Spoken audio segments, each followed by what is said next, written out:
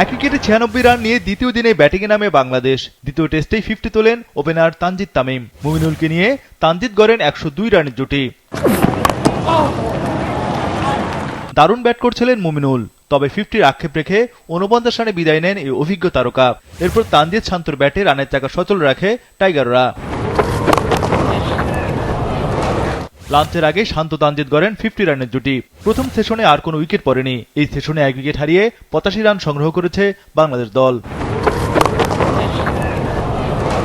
Lunch বিরতির আগে বাংলাদেশের স্কোরবোর্ডে 2 উইকেটে 181 রান। তানজিদ তামিম 74 ও নাজমুল শান্ত 28 রানে অপরাজিত ছিলেন। বড় সংগ্রহের পথে টাইগাররা। দ্বিতীয় সেশনে লিড আদায় করে বাংলাদেশ। সাবলীল ব্যাটিং করেন অধিনায়ক নাজমুল শান্ত। ক্যারিয়ারের সপ্তম 50 তোলেন এই বাঁহাতি তারকা।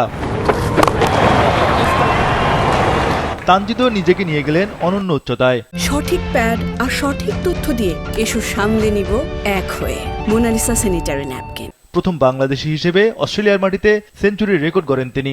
188 বলে এটি তার ক্যারিয়ারের প্রথম সেঞ্চুরি।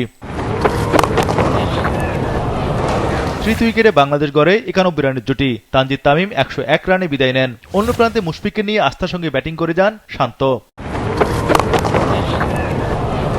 মুশফিক শান্ত চতুর্থ উইকেটে গড়েন 50 রানের জুটি। চা বিরতি পর্যন্ত বাংলাদেশ তোলে 3 উইকেটে 286 রান। অজিতের বিপক্ষে তখন 88 রানের লিড টাইগারদের।